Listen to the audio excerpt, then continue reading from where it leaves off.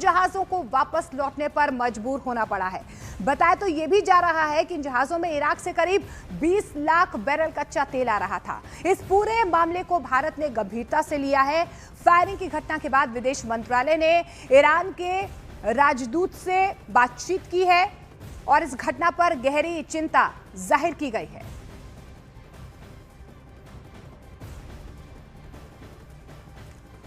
तो यहां पर चिंता जाहिर की गई है भारत की तरफ से। देखिए, फायरिंग केस पर एमईए ईरान के राजदूत को उनकी तरफ से ये चेताया गया है और अभी फिलहाल जो है क्यों फायरिंग हुई है इसको लेकर कहीं ना कहीं तस्वीर साफ नहीं हो पाई है। लेकिन भारत के 2 जहाजों पर गोलीबारी हुई है जिसके बाद भारत ने इसे गंभीरता से लिया है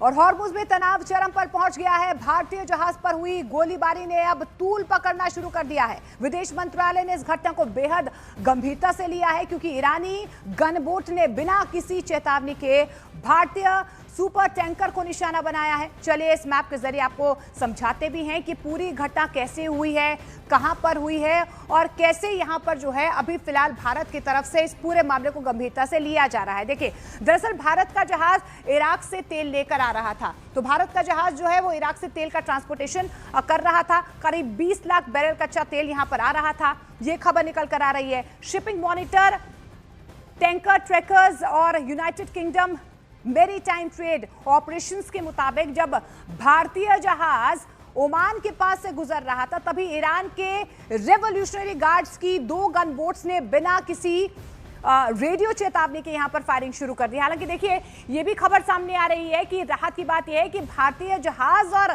चालक दल सुरक्षित है, किसी के हताहत होने की खबर सामने नहीं आ रही है, सभी सेफ बताए जा रहे हैं। लेकिन जहाजों को अपना रास्ता यहां से बदलना पड़ा, तो जहाजों को अपना रास्ता भी बदलना पड़ा जिसके बाद क्या हुआ कि भारतीय जहाजों को यहां से वापस लौटना पड़ा।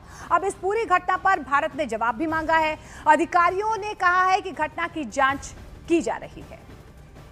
लेकिन इस बीच देखिए, फायरिंग के बाद हॉर्मुज से लौटे भारतीय जहाज, गोलीबारी में भारतीय जहाज को नुकसान नहीं हुआ है। ये बहुत बड़ी डेवलपमेंट इस खबर में सामने आ रही है कि भारतीय जहाजों को कोई नुकसान नहीं हुआ है।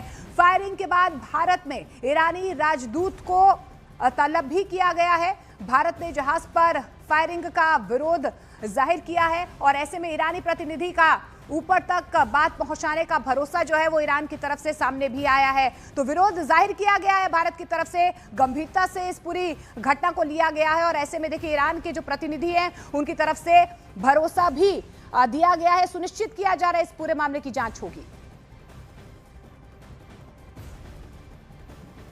और इस बीच भारत में ईरान के सुप्रीम लीडर के प्रतिनिधि का एक बहुत बड़ा बयान इस पूरी खबर पर सामने आया। इस पूरी घटना पर यह बहुत बड़ी डेवलपमेंट है।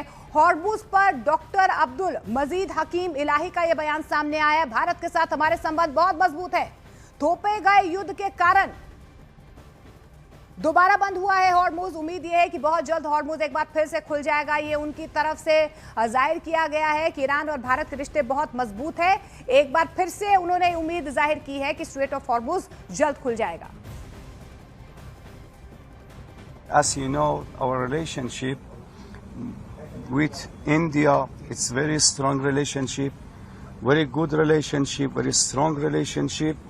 And before that also, while a lot of countries couldn't benefit from the Strait of Hormuz and getting their gas and oil passing through the Strait of Hormuz, but Indians, they got it because of good relationship between Iran and India.